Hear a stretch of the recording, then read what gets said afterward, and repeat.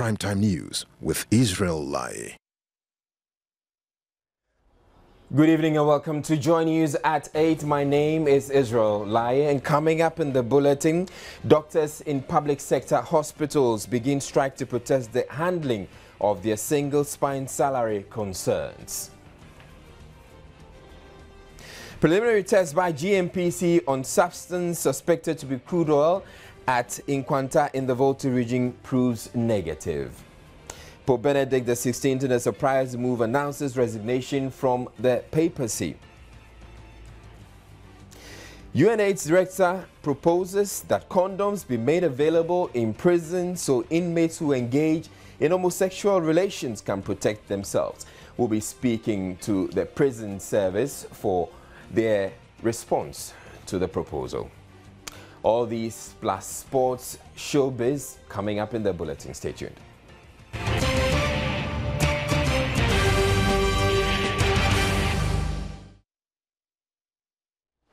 Now, the Ghana Medical Association today carried out its threat to strike. Members of the GMA who work in public hospitals as a result are refusing to attend to patients who visit their health facilities unless in cases of emergency. The action, which is a partial withdrawal of services for now, is in protest over the Fair Wages and Salaries Commission's handling of the inclusion of doctors in the single spine salary structure. Now, Joy News, however, discovered that doctors at the Ridge Hospital here in Accra are working. At the Kolebu Teaching Hospital, scores of patients were waiting in endless queues to see the doctors at post. Some had even been waiting since 5:30 a.m. How long have you been here? 5:30. I'm from Medina. No hope. I'm feeling pain in my back. So I asked the nurse initially I should come today. But when I came, I didn't see the doctor. They said they had gone to strike. Hospital sources confirmed to Joy News all patients on admission are being taken care of, while arrangements have also been made for emergency cases and appointments to be seen to. GMA President Dr. Kwabena Opoku-Edusei told Joy News on phone government has not been fair with them by failing to abide by the National Labour Commission's ruling concerning the conversion difference and market premium. The GMA further indicated that the strike will intensify, with all services withdrawn if government does not respond within a week. Even though the date for the end of the strike remains unknown, patients were given some hope. 8 July. 8 July. In the next 2 weeks. Tired of waiting for health care, some patients made their appeals to government through Joy News. We are pleading for the government to do whatever the doctors want him to do for him. He should do it before we die. When we die, nobody is going to vote again. Doctors at the Ridge Hospital were at post when Joy News visited, even though officials declined comment. Jennifer Jane Asante's report for Joy News.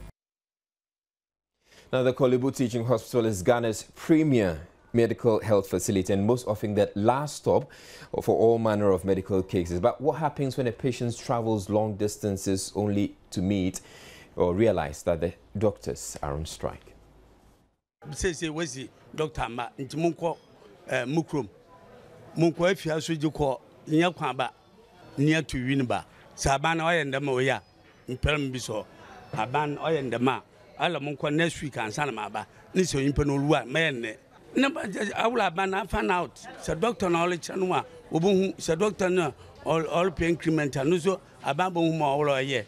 Now, as such one, Emina Mebre, I will say, Marco doctor, Amam Krata, Lemon from Ra, Miss Briasa, West Munko next week, Doctor Amma, into Munko next week. Must me fear Emina Mammy and young Macadina or Trahe. It says the Muka, in fair hospital, I mean, uncle. Marco Hospital in Biwa, Kaswa, Waman Paper, Famra, Kolobu, government hospital, Namadabi, and few of us I see work next week. And woman mentasi.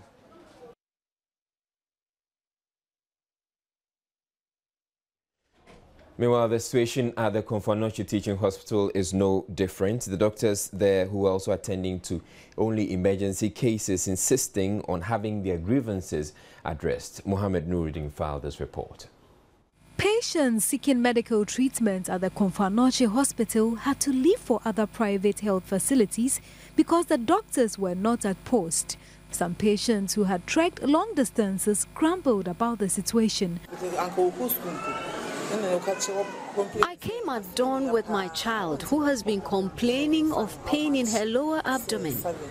She could not even go to school today. I have been queuing since morning but was told that the doctors are on strike. I have even requested a transfer letter from the hospital so I can send her to another hospital, but I have not been successful.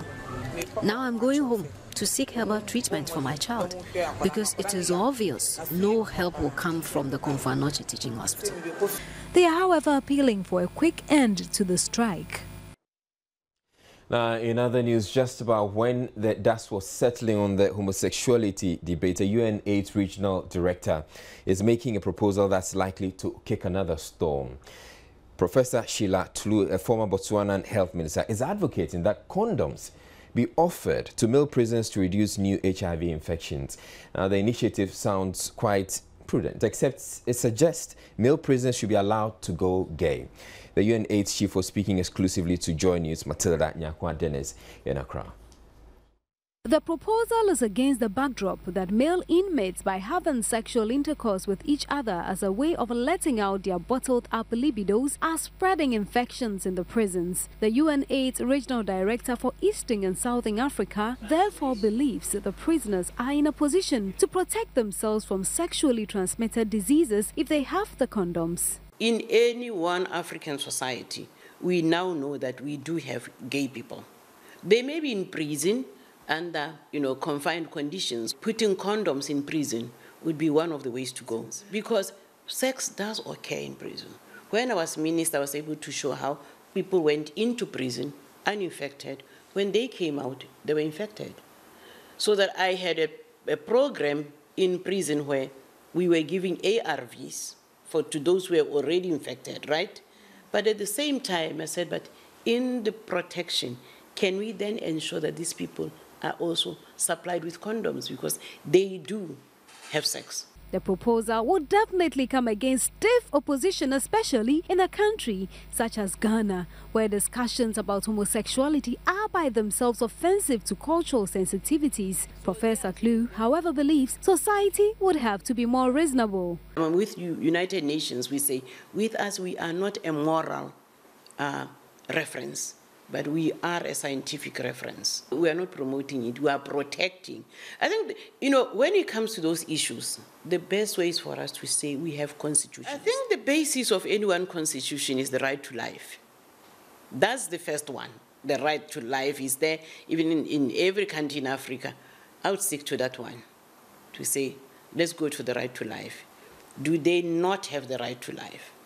And if they have the right to life, how do we ensure that they, like other people, get to have that right protected? According to her, homosexuals should not be deprived basic services given heterosexuals by reason of their sexual preferences.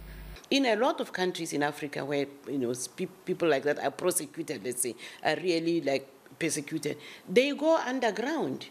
And then, of course, that's where now the prevalence rate goes up. It's like sex workers. Our countries have sex workers. If you don't have services that target sex workers, you are not protecting sex workers, you are not protecting that clients, and you are definitely not protecting the partners of those clients. Much of Tulu's work focuses on gender issues and HIV/AIDS in Eastern and Southern Africa. She has worked to reduce the prevalence by enabling women, particularly married ones, in a patriarchal society to negotiate with their partner for safe sex and to prevent mother-to-child infections. Right, and to get some answers from the Ghana Prison Service, we're joined in the studio now by DSP Courage Achem. He is the Chief Public Relations Officer for the service. Good evening and welcome to our studios here. And thank you for making time to join us. Is this the first time that the prison service is confronted with an issue like this, making condoms available to prisoners? No, this is the first time we have had such suggestions. But I must say that the prisons do not live in isolation. We live in a country. So we should be asking ourselves, what is the national position on this particular subject? And I think that once... When you say national position on this subject, what exactly is the subject we're talking about? Because the homosexuality. Not so much about homosexuality. Should condoms be made available to the prisoners? I get it now. The point is this. Prisoners are kept in their separate prisons. Males separate from females. So we don't put male prisoners and female prisoners together. So as soon as you give condoms to male prisoners, that is a tacit endorsement of homosexuality. No twist about it. Once you give them condoms, it means you have endorsed that act. Okay, but the argument is that even, in the current circumstance, we don't give them condoms, but they're engaging in homosexual activity and getting infected and passing on sexually transmitted diseases to their fellow inmates. Is that a situation we want to persist? Well, I would say that yes, we have inmates in our custody that are HIV positive, but there hasn't been any scientific research conducted to show whether they get the contracted in the prisons or they come into our custody we with just heard the Professor Tlu make the... And Professor Tlu is actually saying that what they found out is that, and she's a UN AIDS regional director, what they found out is that when the inmates come out of the cells, they come out with infections, HIV. So they'll go in without HIV, they come out with HIV. Oh, I actually been able to conduct a survey to show that they actually get in before getting contacted. She's making references there. Probably she might be talking from a country that is different from Ghana. In our case, for instance, we have realized that those inmates who have died out of AIDS have been people who have been in custody for short sentences. Do we know if the prisoners or the inmates engage in homosexuality or homosexual activity? Let me say that yes, once in a while, yes, such an issue comes up. Once in a while, such an issue comes up. But let me also tell you that from the prisoner's own subculture, engaging in that act is difficult to do because they have a subculture that frowns so much on it. And when they get hold of you, what they will do to you before even an officer gets to you is deterrent enough. I'm sure you heard of a story recently in some where some inmates had to mete out some form of punishment to their fellow inmates who they claimed were caught in that act. You see, and the argument is that they stay in confinement for a long time, and out of desperation, they end up picking up such habits. And there are those who are in there who stay there for a while, and out of desperation, they bully the ones that just came in. Israel, if it is the prisoner's sexual rights or sexual needs we want to satisfy, then we should rather be thinking of extending conjugal rights to them, so that their spouses can visit them and have quality time with them. Okay. That we may probably want to think of, not endorsing homosexuality. Will the prisons give the inmates condoms? No. As it is now, no. We do not have any law that empowers us to give inmates condoms, and so we cannot do that. All right, thank you very much. DSP Corridor Chem, he is the Chief Public Relations Officer at the Ghana Prison Service, and I'm sure the debate will continue. For now, they're saying that the prison service will not give condoms to prisoners, as has been suggested by Professor Tlu, who is the UN-AIDS Regional Director. We're taking a break. Pope Benedict XVI has announced his resignation from the papacy at the end of this month, explaining that he lacks the strength to fulfill his duties. The 85-year-old Pope dropped that bombshell in Latin during a meeting of Vatican cardinals, surprising even his closest collaborators, even though he had made clear previously that he would step down if he became too old or infirm to carry on. Here is Pope Benedict making the announcement. Fratres carissimi, non solo proprio tes canonizationes, atto consistorium vos convocavi. Dear brothers, I have convoked you to this consistory not only for the 3 canonizations, but also to communicate to you a decision of great importance for the life of the Church. After having repeatedly examined my conscience before God, I have come to the certainty that my strengths, due to an advanced age, are no longer suited to an adequate exercise of the Patrine ministry. I am well aware that this ministry, due to its essential spiritual nature, must be carried out not only with words and deeds, but no less with prayer and suffering.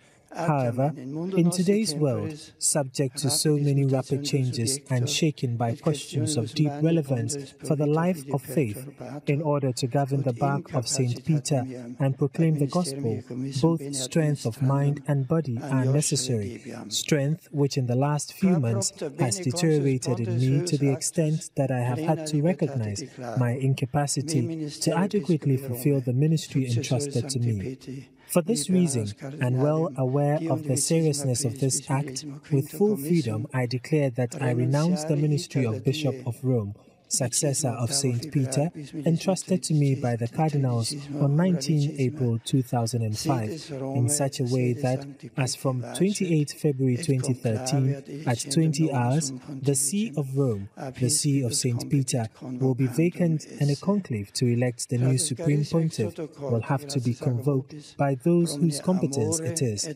Dear brothers, I thank you most sincerely for all the love and work with which you have supported me in my ministry, and I ask for pardon for all my defects. And now, let us entrust the Holy Church to the care of our Supreme Pastor, our Lord Jesus Christ, and implore His Holy Mother Mary, so that she may assist the Cardinal Fathers with her maternal solicitude in electing a new Supreme Pontiff. With regard to myself, I wish to also devotedly serve the Holy Church of God in the future through a life dedicated to prayer.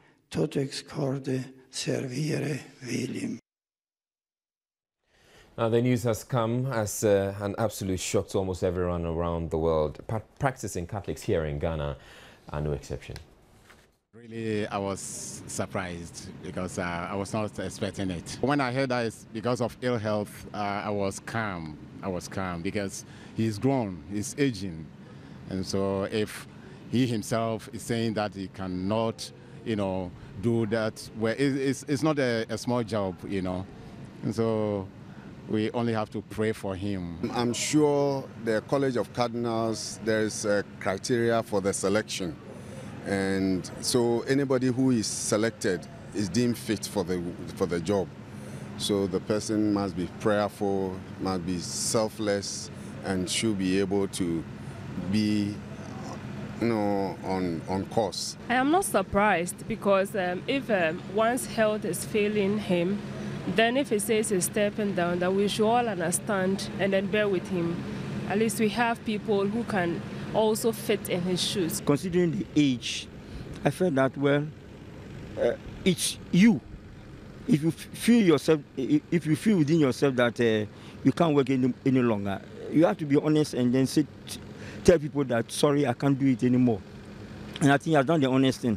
We about 86, somewhere in April or something. And 86, and with that work there at the Vatican, I think it is nice that he should retire so that a new person comes up. And I'll be happy if we get somebody younger, so that he can stay on for a longer time. This one was more of a shocker because of the problems that surrounded. People made predictions, people said he should come from Africa, others said Europe and all that. Only for us to be told today that he's resigned. The first pope to do that in about 600 years. It came as a shock, a disappointment and a surprise. I expected him to maybe pass from this earth before the decision of a new pope be made. The qualities, I think, of a new pope should be one who is full of the Holy Spirit.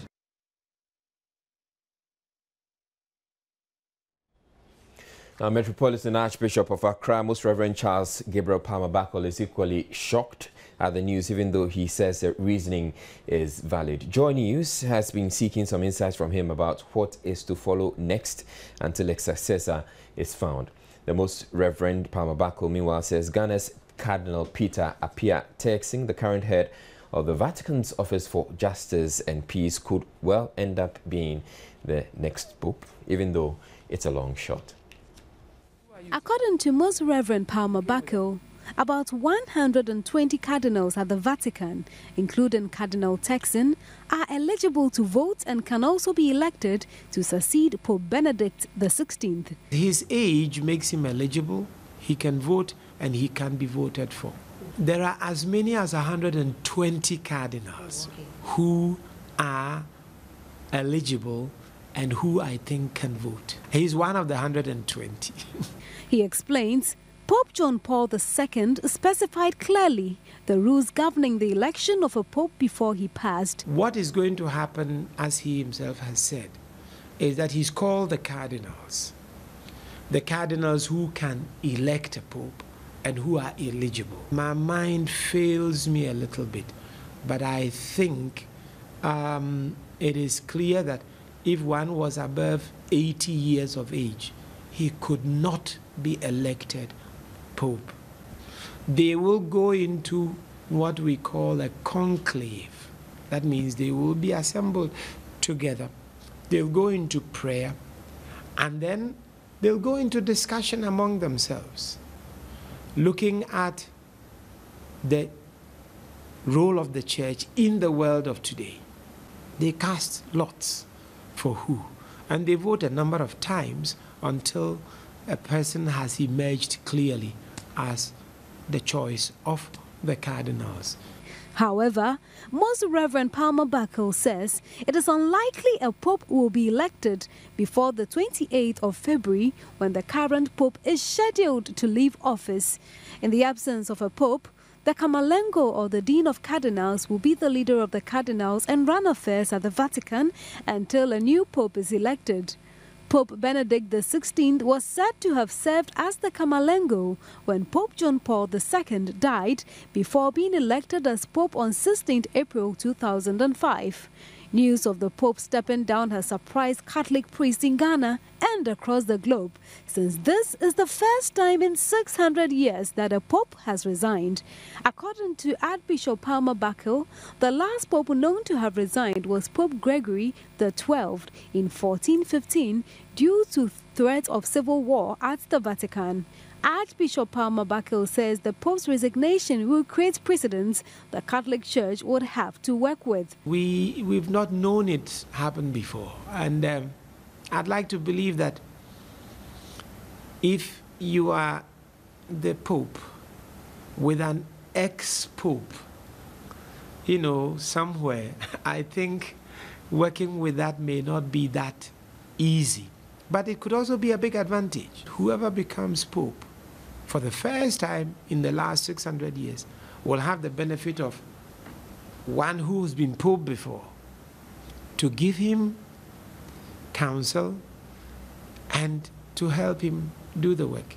Archbishop Palmer Buckle says the Church will continue to pray for Pope Benedict XVI and guidance as cardinals elect a successor. So a number of names have come up as to who is likely to succeed Pope Benedict XVI. The number of names, of course, including our own Cardinal Peter APPIAH TURKSON. So who is he? Here's a profile. 11th October 1948. TURKSON is a Ghanaian cardinal of the Catholic Church. He is the current president of the Pontifical Council for Justice and Peace since his appointment by Pope Benedict XVI on 24th October 2009. TURKSON was born in Wasau in Suta in Western Ghana to a Methodist mother and a Catholic father. He studied at St. Teresa's Seminary in the village of Amisano and Pedu before attending St. Anthony on Hudson Seminary in Rensselaer, New York, where he obtained a bachelor's degree in theology. He was ordained to the priesthood by Archbishop John Emisa on 20th July 1975. TURKSON was a professor at St. Teresa's Minor Seminary from 1975 to 1976. He entered the Pontifical Biblical Institute in Rome, earning a licentiate in sacred scripture in 1980. He returned to St. Teresa's for a year, 1980 to 81. In 1987, he returned to the Pontifical Biblical Institute to receive a doctorate in sacred scripture. On 6 October 1992, TURKSON was appointed Archbishop of Cape Coast by Pope John Paul II. He served as president of the Ghana Catholic Bishops' Conference from 1997 to 2005 and as Chancellor of the Catholic University College of Ghana since 2003. John Paul II created him Cardinal Priest of St. Liborio in his last consistory on 21 October 2003. TURKSON is the first Ghanaian cardinal and was one of the cardinal electors who participated in the 2005 PAPAL conclave, which selected Pope Benedict XVI. Cardinal TURKSON has said, if God would wish to see a black man also as Pope, thanks be to God. In other news, Ghana will be playing an engineering role in the peacekeeping mission in Mali. 15 out of 120 men from the engineer squadron of the Ghana Armed Forces were deployed to Mali this morning to help in the crisis there. Another 15 left in the afternoon after a brief prayer dedication at the 48th Engineers Regiment in Teshigifte, and APPIAH has more.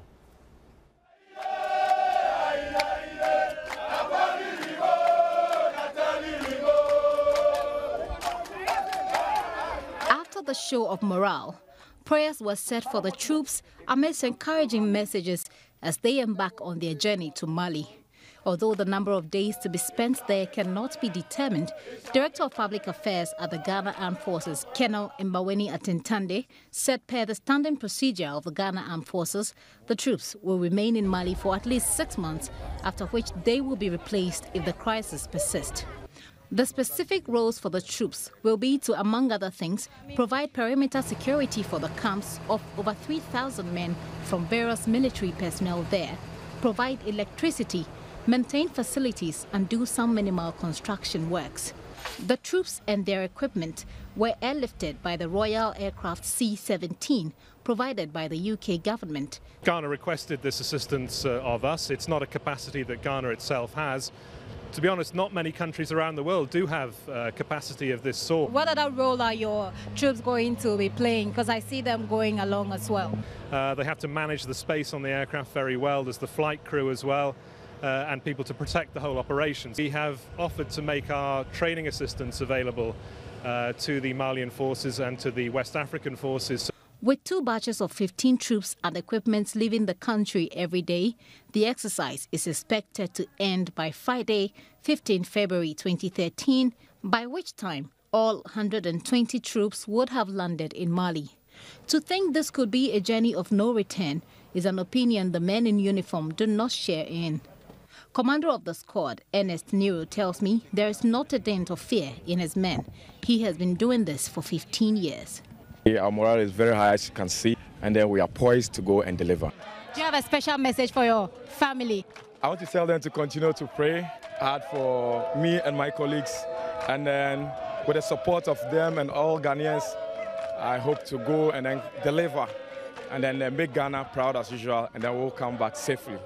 This is confirmed by Lieutenant Adonara, who is a first-timer. We are going well prepared.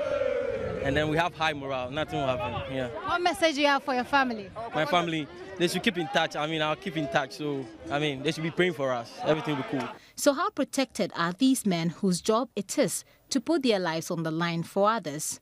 In this particular case, where we know that there may be booby traps, suicide bombing and all those things, we let them understand exactly how they should be able to respond to these things and how they should, overcome that challenge. What they need to wear is what we call the flak jacket. That's a fragmentation jacket, which is a standard equipment that every individual must have. Of course, their weapons are there. Every soldier carries his personal weapon, which we call our wives anyway, because they are supposed to be close to the weapon. Beyond that, these are engineers who understand clearly the dynamics surrounding, booby traps, incendiary devices, and all those things.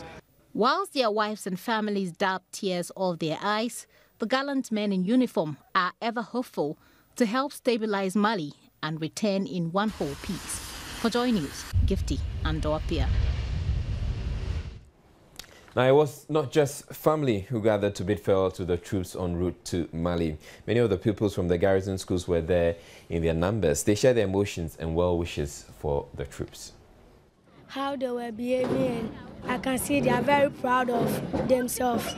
So they can go and come back safe. I wish to be a soldier one day. I'm here because of my parents, so that I'll give them good luck. Send them to that place safely and come back safely. They should go and do or protect the people over there. Come back safely. Okay. What I saw, I was very happy. How the song they were singing. So do you want to be a soldier one day? No. Why? No, I don't want to be a soldier because I want to be traveling outside. But if you're a soldier, you'll be traveling outside. Don't you know that? But I want to go every day, another country. Up next, we bring you business news.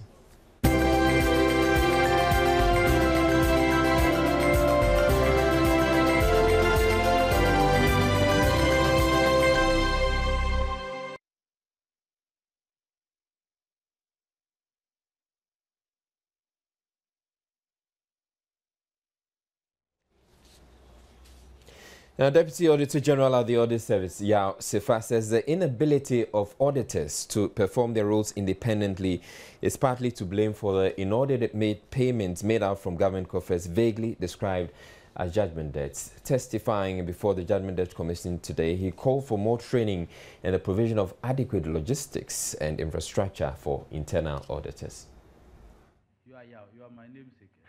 Yao Sifa explained that the internal audit function was set up by an Act of Parliament in the year 2000 to encourage greater transparency and accountability in all government institutions and agencies, and as such, the audit service does not have control over their operations. In time past, both the external and the internal audit functions were under the Auditor General, but the Audit Service Act has completely, separated the two responsibilities. When the Auditor General was sending staff to the various MDAs, there was this problem of reporting. Because the internal auditors are part of the entity, part of the organization, part of the administrative structure, they report to management. But because they were Auditor General staff, they also have to report to the Auditor General, which created a lot of conflict. And so along the line, the idea was that the Internal Audit Agency has been set up. So staff within the MDAs are coming from the Internal Audit Agency. They are doing the recruitment. They are sending the staff to the various MDAs. He explained that to deal with the issue of corruption in all metropolitan, municipal and district assemblies, there was the need for government to make the work of the internal auditors very independent. The internal auditors will have to be empowered, by empowering them, we are talking about giving them the appropriate skills, giving them the training that they need, and then also giving them that independence. You see, the internal auditor is working, and for all you know, he's virtually reporting on everybody. So if the internal auditor is not reporting to the topmost person, like maybe the minister or the CEO in an organization, and somebody down takes his report, he could just push it somewhere.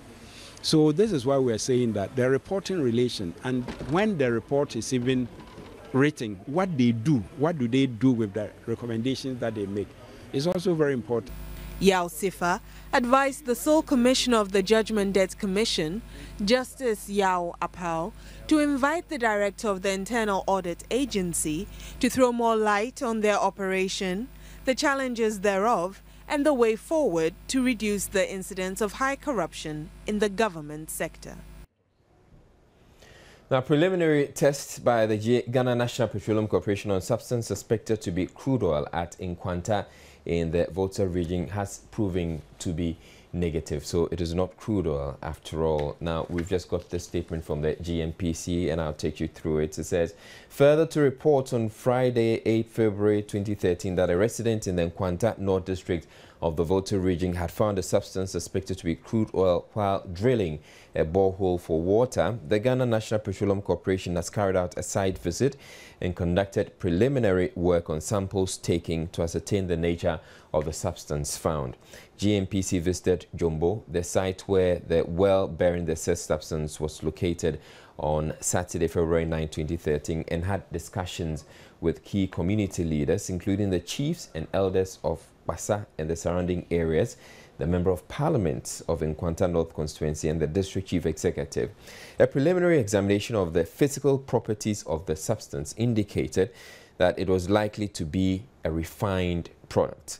Scientific tests and analysis of the samples have confirmed the substance to be gas oil or diesel. The gas oil may have leaked from an abandoned underground storage tank.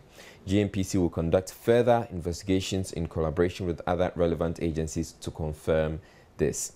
GNPC commends the District Security Committee, DISEC, for their timely intervention in securing the facility and its environs, and urges the general public to be circumspect in handling fluids they suspect to be petroleum products, as they are highly inflammable and could cause fire, bodily harm, and destruction of property. So that's a statement coming from the Ghana National Petroleum Corporation. They're saying essentially that the substance they found at Jombo in the Nkwanta North District of the Volta region is not crude oil, it is gas oil, but they will conduct further tests. Now, Joy FM has launched its pilot reading club selected from 5 communities in Accra under the Joy FM MTN Read 100 project. The Read 100 project, which started in 2010, aims at rekindling interest in reading amongst basic school children. The Joy FM MTN Read 100 project is an educational initiative established to provide interventions that encourage children between 8 and 14 years to read. The project comes in 3 phases. The first is the building of libraries for students in some selected communities. Second phase is the formation of reading clinics, where every month the Super Morning Show hosts a reading clinic at a chosen school anywhere in the country and assists children improve on their vocabulary and pronunciation. The third phase, which was launched on Monday, is the reading clubs, where schools have been selected from 5 communities. Read 100 project coordinator John APPIAH explains what this entails. The idea is that the reading clubs will be formed in 5 communities, and the 5 communities will always meet every Saturday to read and to encourage the habit of reading amongst the kids within that particular community. Every community has 100 students from different schools within the community, and it's just limited to the schools within the community. Assuming you stay in Ashalibotwe but your school is in Damfa, you can still be a part of the reading club in Ashalibotwe. So for the pilot phase, we are just targeting 5 areas: Dome, Kwabenya, La, Damfa. We are doing Nima, and then we are doing Tema. The project is at the pilot phase to serve as a benchmark for the other regions to replicate. At the launch, Executive Director MTN Ghana Foundation, Cynthia Lumo, said MTN Foundation joined the project because it is in line with the foundation's business plan for this year to improve teaching and learning at the basic school level. The foundation is therefore committing an amount of 75,000 Ghana cedis, 864, into it. Reading is the fundamental basis of all learning, and so it is critical that we help Joy FM to push this along, to garner that interest in school children all over Ghana. MTN is putting in 75,864 Ghana cedis. This will go into training, first of all, the coordinators and the supervisors who are going to, push the clubs along, encourage the children, teach them, about the finer points of reading and comprehension and so on. It's also going to provide. But first of all, I hear the Black Stars are in town. Yeah, they arrived last night around 9 p.m. Oh, wow. And what sort of reception did they get? Was it gargantuan or? Well, we'll be telling viewers in the sports segment. So the sports segment is up next.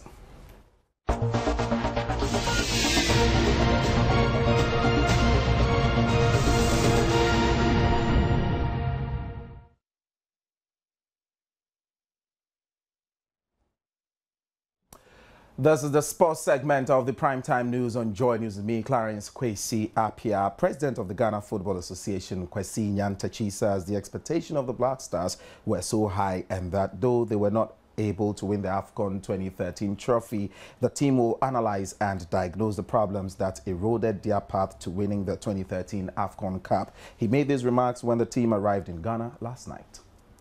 The expectations of all of us, and indeed all Ghanaians, was to progress beyond semi-finals, get to the finals and win this trophy.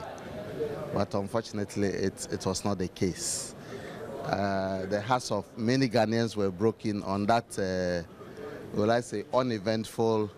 When did we play the match? Wednesday. Yeah, uneventful Wednesday when we lost to Burkina Faso. We can only express our sorrow at that poor performance. We are very, very sorry for this performance, and we hope that very soon we'll put a report together where learning points will be picked to improve on the team for the next edition. We have a crucial World Cup qualifying match just around the corner, and we need to quickly strategize and get the team together to prepare for this encounter. The coach of the side, Kwesi APPIAH, who apologized for the team's performance in the tournament, assured Ghanaians that they will win future matches as they prepare for the World Cup qualifiers. We could not make it, which each and every player and the technical team and even the management, we're all sorry we could not actually bring the cup, which all Ghanaians were eager to see. But looking at the performance that the new group put up, I believe we can build on it, learn our mistakes, and make sure that in future we win the games ahead of us, to make Ghana proud again.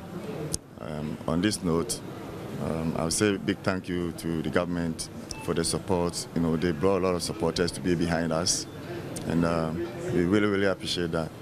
And many of the, including the Vice President and many honorable ministers were also there to be behind us, which actually urged the boys on. And something that we cannot say a big thank you for the support. On the whole, I'll say sorry again, we could not bring the cup. That was in the heart of every Ghanaian. Thank you very much. On his part, Minister for Sports designate Elvis Afiankra encouraged the team to focus and prepare for the matches ahead because, according to him, the Black Stars can compensate Ghanaians with a good performance at the World Cup.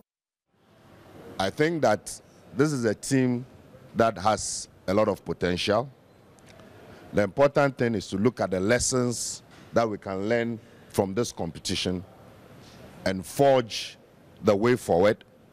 We have a crucial match with Sudan in March, barely a month and a few days. So we must learn lessons from this competition and begin to prepare ourselves psychologically for that match. Because yes, you have apologized, and even the Bible says that when somebody does something, you forgive. So Ghanaians will be ready to forgive. But the World Cup, I think, is a bigger stage. And so, irrespective of what has happened, let's focus on that bigger stage. Because if we're able to qualify for the World Cup and participate and do well, that is what will wipe away the tears and the heartache of Ghanaians. Some of the Black Stars players shared with joy. Well, Nigerian coach Stephen Keshi has resigned from his job after leading the Super Eagles to their first African Cup of Nations triumph in 19 years, but says he is waiting for the Nigerian Football Federation's response. Speaking to a popular South African radio show on Monday, Keshi explained that he handed his resignation letter after the Cup final on Saturday night. The statement is said to have sent massive shockwaves through the most populous African nation just hours after she had won its third African Cup of Nations trophy. The Super Eagles defeated Burkina Faso by a lone goal to win the African Cup of Nations on Sunday final at the Ionic Soccer City Stadium in Johannesburg, South Africa. And that's all we have for you by way of sports. Up next is Showbiz.